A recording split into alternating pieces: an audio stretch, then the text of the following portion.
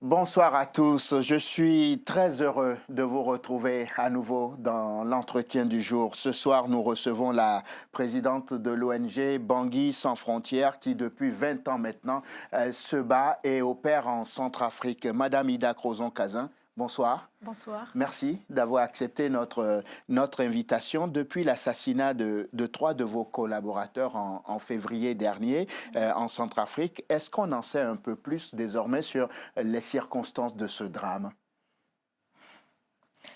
Oui, alors donc je reviens de Bangui, j'ai passé une semaine, ô combien difficile, et donc là je reviens de Bangui.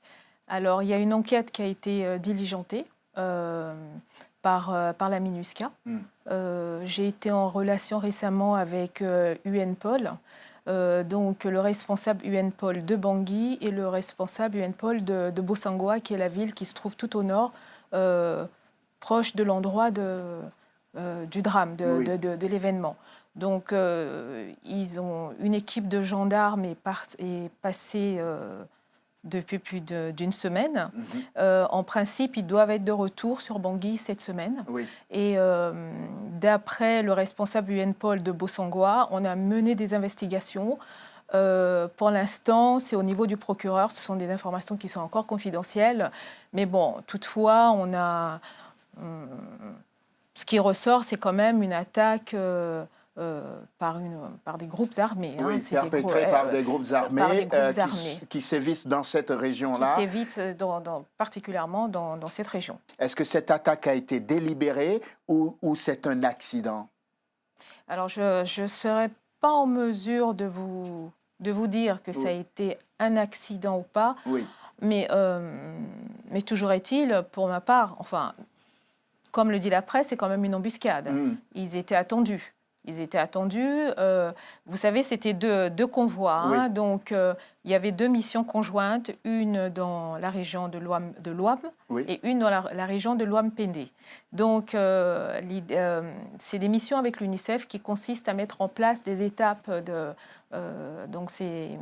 d'apprentissage oui. pour maintenir les enfants dans un environnement en sécurité, et puis surtout qu'ils ne soient pas déscolarisés alors qu'ils sont déplacés. Donc, ils avaient fini la mission dans l'Ouam-Pendé et ils se dirigeaient donc du coup sur Kouki et Markunda. Oui. Donc, ça s'est passé le 25 février. Donc, les équipes, à un moment, sous la responsabilité du responsable, ont décidé de séparer les convois. Oui. Voilà, à la dernière minute, hein, ils se sont dit, voilà, on va séparer les convois. Au lieu d'aller tous sur Kouki, de finir à Kouki et puis d'aller ensemble sur Markunda, valait mieux gagner du temps. Donc, on sépare les convois. Une équipe va aller sur Kouki et l'autre équipe ira sur Markunda. Et c'est l'équipe de Markunda qui a été prise dans l'embuscade. Et c'est l'équipe de Markunda qui est tombée dans l'embuscade. Comment vous avez vécu cette situation? On est sidéré. Oui. On est choqué. On se dit que c'est pas vrai. Pourtant, bon, évidemment, on sait que c'est un pays en guerre. Voilà, faire ce genre de mission, il y a toujours des risques, mais on n'imagine pas que pour aller sauver d'autres civils en situation difficile, on se retrouve nez à nez avec des gens sans foi ni loi et qui vous attaquent. Et puis même, ça ne s'explique pas. Vous savez, j'ai échangé même avec des responsables de la MINUSCA. Ils vous disent que généralement, bon, c'est même pas la façon de procéder. Là, on a arrêté le convoi, on fait sortir les personnes. Et on les emmène 200 mètres plus loin et on les a exécutés. Oui. Et puis le pire, c'est je pense qu'ils ont commencé à présenter des documents, comme quoi ils étaient des humanitaires. Mais bon, ça n'a rien fait. Ils ont dérobé alors 3 250 000 francs CFA. C'est rien, c'est pas... Vous pensez que la motivation première serait de venir, c'est plutôt un vol qui a mal tourné? j'ai aucun élément qui peut... Au jour d'aujourd'hui, on n'a pas d'élément. Oui. Toujours est-il que moi, je vais m'arrêter sur les faits. Oui. Sur les faits, c'est que le véhicule a été arrêté, on a fait sortir les personnes ont été exécutées. On a constaté après que les portables avaient disparu. Donc, c'était 6 personnes qui avaient des téléphones portables. Les portables ont disparu. Il y avait un appareil numérique qui servait à couvrir à faire des photos sur les sites. Aussi, cet appareil a disparu. Puis après, c'est tout. Alors, le reste a été éparpillé, la voiture a été calcinée, a été brûlée. Et puis, le pire, c'est qu'il y avait un groupe électrogène dans la voiture qui n'a pas été pris, qui est resté. Comment vous expliquez que les humanitaires soient de plus en plus la cible de ces groupes armés, surtout en Centrafrique en ce moment? Alors, moi, je pense que les humanitaires sont... c'est peut-être pas qu'on cible spécialement les humanitaires. Pour ma part, je pense que c'est... on va sur des terrains qui sont... où vous n'avez plus l'autorité de l'État. Voyez-vous, ce sont des terrains qui sont gérés par des groupes armés. L'État n'y arrive plus. Donc, je pense que ces groupes-là ont plutôt intérêt à maintenir les populations qu'elles contrôlent dans cet État, à maintenir les enfants. Ils contrôlent un territoire. Oui. Donc, vous avez des humanitaires qui arrivent, ça pose problème, ça dérange. Vous dites que le chaos profite au fond à ces groupes armés qui n'ont pas intérêt à voir venir des humanitaires qui veulent remettre un peu d'humanité finalement et d'ordre dans les régions où les civils sont attaqués. C'est bien dommage. Oui. C'est bien dommage. Vous me disiez en début d'interview que vous êtes donc rentré de Bangui. Comment va le pays? Alors, je rentre de Bangui, c'est... Déjà, je suis partie dans un contexte de deuil. Oui. Donc, la charge émotionnelle, elle est grande. Je suis partie rencontrer les familles. Alors, donc, j'ai rencontré principalement la famille de la secrétaire de Noëlla, sa maman. Noëlla était la maman de 2 adolescents. Donc, vous voyez, vous trouvez une famille déchirée, des gens qui sont désemparés et moi-même impuissante. Oui. Donc, la peine est grande, je n'ai pas de mots. Et donc, j'ai pas vu la femme de Robert, parce que j'ai pas pu. Mais je pense à elle. Et la femme de Robert a une fille de... Robert, c'était notre chauffeur. Donc, il y avait des 3 personnes. Vous avez Noëlla, la secrétaire, qui est maman de 2 enfants. Vous avez Robert, qui a une petite fille de 4 ans, c'était le chauffeur. Et vous avez Odette, la restauratrice. C'est difficile, c'est difficile, c'est insupportable. Oui. C'est insupportable. Et le tout, ce qui est dramatique, c'est qu'il y a une espèce de fatalisme autour. C'est que quand ça arrive, on est... comment dirais-je voyez-vous, on a... Est-ce que, voilà, vous avez de la compassion, vous venez, mais il y a une défiance après qui s'installe. Oui. Voilà, moi je pense qu'il y a une défiance qui s'installe vis-à-vis des organisations comme nous, par exemple. Vous avez une défiance qui s'installe. Il y a une suspicion aussi qui va commencer à mettre mal une organisation qui pourtant s'investit,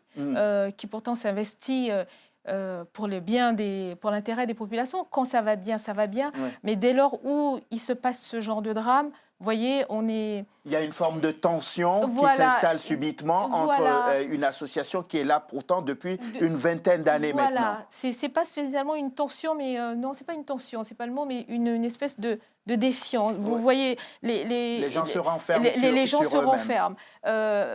En Europe, quand ça se passe, parce qu'en Occident, quand ça se passe, les gens sont mobilisés, une personne meurt, on y va, non, plus jamais, plus jamais. Mais on est en Afrique, c'est différent. Il y a une défiance, on se dit, mais bon, est-ce qu'ils l'ont peut-être cherché finalement? Mais je suis pas là pour jeter l'anathème sur qui que ce soit. Mais vous voyez, les gens ont du recul et on vous observe. Et pendant ce temps-là, vous avez des vrais assassins qui courent, qui sont dans la nature, qui eux, par contre, qui ont agi, qui ont tué les gens qui ne sont pas désarmés. Oui. Et ça vous qui sont révolte, ça? Oui, voilà, qui sont peut-être drogués. et qui ont agi, qui sont des vrais criminels, et les motifs qui sont... On ne les a même pas, on ne sait pas. Quel est le sentiment le plus fort? C'est l'impuissance ou la colère? L'impuissance. On est désemparé. Que faire? Et qui est responsable? C'est une grande question. Responsable. Vous avez, comme je vous disais tout à l'heure, vous avez des personnes qui sont des assassins, qui sortent des personnes d'une voiture, qui les assassinent froidement. Oui. Ces personnes sont responsables. Ce sont des criminels. Ce sont des criminels. Et l'État dans tout ça? Alors, cet État centrafricain, ce gouvernement qui a promis ramener la paix et qui se trouve aussi démuni finalement que les populations? Alors, donc, vous voyez, moi, j'ai un regard, hein, nous, on est humanitaire, et puis en plus, on a une convention avec le gouvernement centrafricain. Oui. Depuis 2009, on a une convention avec le gouvernement, donc qui nous permet justement de collaborer, et c'est ce qui permet justement de mettre en place des actions avec des partenaires qui tiennent la place, hein, comme oui. la MINUSCA ou UNICEF. Alors, donc, l'État, ma vision de l'État, elle est plutôt sur le fonctionnement administratif, oui. Des services. Et comme toutes ces sociétés, comme je vous disais tout à l'heure en début d'interview, post-traumatiques, vous observez déjà depuis 2013, les personnes qui sont aux manettes reviennent de loin. Oui. Donc, c'était des institutions qui étaient en train de se remettre en place. Et avec tout un processus avec, hein, donc plus ou bien selon, et voilà, donc avec des dysfonctionnements que vous imaginez même pas, oui. qui se répercutent dans la société et même dans des structures comme les nôtres. Vous avez aussi un fonctionnement, vous voyez, ici, moi je suis en France, les équipes locales agissent en toute autonomie. Vous avez des fois, vous avez de la rétention d'informations, vous avez des informations sur place. Il y a des choses qui se passent, elles sont toute opacité. C'est pas toujours évident. C'est dysfonctionnel. C'est dysfonctionnel. J'aimerais évoquer deux choses très rapidement avec vous. BSF, Bangui sans frontières, donc qui est cette ONG et qui est née depuis 20 ans, Tout à fait. Fondée par votre mère. Question numéro 1, il y a 20 ans déjà, votre pays, la Centrafrique, avait besoin d'une association comme la vôtre. Ça veut dire qu'elle était malade, la Centrafrique était malade depuis longtemps. Ce n'est pas la crise de 2013 qui fait que la Centrafrique en est là aujourd'hui. Alors, donc, justement, c'est une bonne question. C'est une très, très bonne question. Justement, on n'a pas créé cette association parce que la Centrafrique allait mal, oui. Justement parce que la personne qui a créé cette association était une personne altruiste, qui, donc son intérêt était pour que tout le monde aille mieux. Donc ma mère était, je rappelle, elle était infirmière et puis elle travaillait, elle était surveillante générale au complexe pédiatrique, elle s'occupait des enfants malnutris. Et donc, elle avait à cœur, justement, c'est toute sa vie. Vous avez des personnes qui sont complètement tournées vers les autres, oui. Et c'était son karma. Quand elle met en place cette association, c'était pour mettre en place des actions de proximité, parce qu'elle elle avait déjà cette nature, et justement, une structure permettait de mettre en œuvre ce genre de choses. C'était de l'appoint. Oui. C'était de l'appoint, et justement, elle était d'une génération où ceux qui avaient réussi tendait la main à l'autre. Mais dès lors où on a eu cette crise, dès 2013, il a fallu mettre en place des choses plus... justement, heureusement qu'on a mis en place cette convention avec le gouvernement centrafricain qui nous a permis de travailler avec UNICEF, MINUSCA. Est-ce que vous ne regrettez pas d'avoir pris la suite de votre mère, finalement, à la tête de cette association ? Non. Vu toutes les circonstances aujourd'hui et les difficultés sur le terrain. Et les difficultés sur le terrain. Ce que j'ai... non, moi, je suis responsable. Hein. Aujourd'hui, les critiques, je les accepte, forcément, à condition qu'elles soient constructives. qu'on me dise, voilà, votre mère avait plutôt ce chemin, ça se passait différemment. Aujourd'hui, vous faites autrement. Mais oui, j'ai envie de dire, c'est pas la même époque. Oui. Et c'est pas les mêmes circonstances. Donc, par contre, on prend des décisions. Ce genre de choses qui nous arrivent aussi nous permet de nous remettre en question. Moi, je vois, par exemple, on a diligenté une plainte donc qui sera déposée très prochainement auprès du procureur de la République en Centrafrique. Mais elle inclut aussi, elle pointe aussi les responsabilités locales. Oui. Eh bien oui. Donc, voilà, il faut se remettre en question. Mais non, je pense qu'il faut continuer. Donc la lutte continue. La lutte continue, on n'abandonne pas. On peut faire différemment, on peut se remettre en question, on peut prendre du recul, mais il ne faut pas abandonner. Ida Krozo-Kazin, merci. Présidente de l'ONG Bangui Sans Frontières, qui depuis 20 ans opère en Centrafrique. Merci d'être venue dans l'entretien du jour et sur Télésud nous parler donc du combat de votre association sur place et de cette difficulté dans votre pays qui traverse une crise depuis maintenant très longtemps. Merci à vous de nous avoir suivis. Je vous souhaite de passer une excellente suite de programmes, évidemment, sur Télésud. On se retrouve demain pour un nouveau numéro de l'entretien du jour. Bonsoir.